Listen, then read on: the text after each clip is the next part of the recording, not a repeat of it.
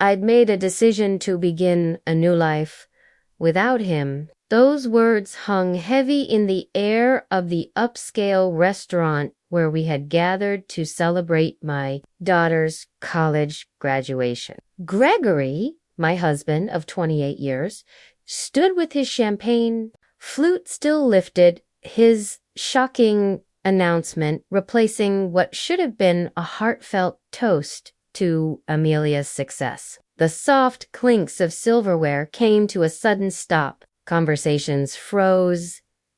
About 50 pairs of eyes flicked between Gregory and me, all waiting for my reaction for the breakdown, the shouting match, the dramatic walkout. They were certain would follow, but I simply smiled.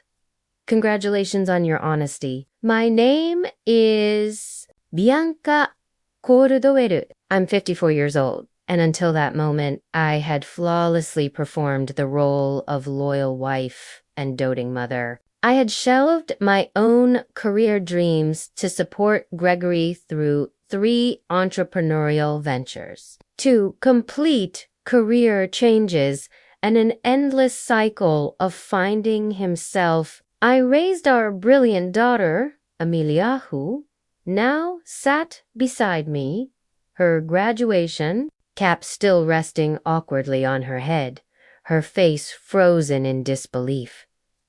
From the corner of my vision, I spotted Cassandra Wells, Gregory's significantly younger girlfriend, shifting awkwardly at the back table. She was seated with people I had called friends for decades. Friends who apparently knew of the affair and never thought I should know. The same Cassandra who had attended our Christmas parties, who had once phoned me for career advice with Practiced.com. I reached into my handbag and withdrew a sealed, cream-colored envelope. I placed it gently by Gregory's plate. "What's this?" he asked, his victorious smile flickering. "Something for you to read later," I answered, keeping my voice level. I turned to Amelia, her face pale as porcelain end kissed her cheek. "I'm so proud of you, sweetheart. This is still your day." Then I rose, smoothed out my dress, and turned to the stunned room. "Please enjoy your meal. Wishing you all a lovely afternoon." And with that, I walked out head held high, fully aware that every eye was on me. The heavy door closed behind me with a muted thud, muffling the start of the murmurs inside. The warm Augusta air hit me like a wave, but for the first time in years, I could really breathe. Behind me, I heard the restaurant door bang open. "Bianca, what the hell is this? What have you done?" Gregory's voice, now shrill with panic, chased me into the street. I kept walking. A small smile played on my lips. Inside that envelope was the start of the revenge I had been quietly preparing for months. Gregory was always the dreamer in our marriage, bold, impulsive, prone to wild ventures. I, on the other hand, had been the planner, the anchor. I was the one who saved for Amelia's education while Gregory sunk money into a failing restaurant venture. I worked overtime as a finance manager at Travanta Corp when he ditched his stable job to pursue handcrafted furniture. Passion that fizzled after 6 months. My own goals, starting a financial consultancy for women, had always been shelved for later. After Amelia graduated, after Gregory found stability. 3 months ago, though, I noticed irregularities in our joint accounts. Small transfers made to an unfamiliar destination. After managing our finances for 2 decades, these stood out immediately. I could have confronted him right then, but something told me not to. Call it intuition, or maybe it was the emotional distance that had grown between us. Instead, I began to dig.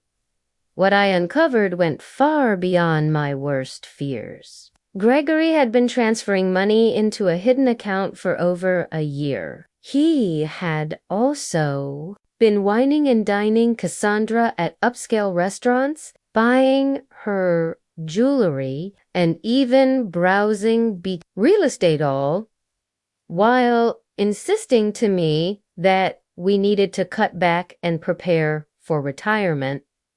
Then I found the text messages left open on his phone. Messages about their new life, about how free he felt, about how he planned to leave me the day after Amelia's graduation, his grand exit from our life. What Gregory had underestimated, what he may never have truly understood, was that I had 30 years of financial experience. I could trace funds. I knew how to dig into hidden accounts. And crucially, I remembered the prenup. He insisted on signing all those years ago, back when I had the family money, and he had dreams. That prenup included a fidelity clause. While Gregory fantasized about his new future, I had been preparing. I consulted attorneys, documented every transaction, compiled proof of the affair, drafted divorce papers. I knew he'd wait until after Amelia's big day. I just beat him to eat filing that morning. The paperwork wasn't yet visible in court records. He had no idea, because I was already several steps ahead. I didn't return to the restaurant. Instead, I drove to the home we had shared for 15 years, a colonial in Augusta's historic district. The very house Gregory had promised to Cassandra. According to texts he never realized I had read. Inside, everything looked the same. Photos on the walls, my father's old grandfather clock, the leather couch we used to dream on. But everything had shifted. Upstairs, I opened our bedroom closet. His bags were already packed, tucked neatly in the back, ready for his planned exit the next day. Typical Gregory, meticulous with clothes, careless with life. My phone buzzed constantly. Friends from the restaurant, Gregory's sister Diana, even Amelia. I responded only to my daughter. I'm okay. This isn't your burden. Enjoy your graduation. We'll talk tonight. I love you. I had shielded her from this mess for months. She'd be angry, but I knew she'd understand in time. She was half me, half Gregoria, sharp blend of practicality and charm. 3 hours later, I heard his car. The front door slammed. "Bianca," he shouted, his voice echoing. "Where are you?" I was in the living room, reviewing documents. Calmly, I shut my laptop as he charged in, red-faced and shaking, the envelope crushed in his grip.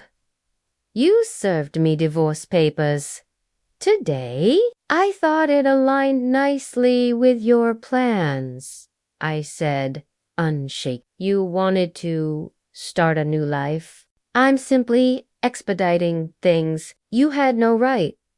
"I had every right," I cut in. "Just as you had the right to choose Cassandra chooses Gregory.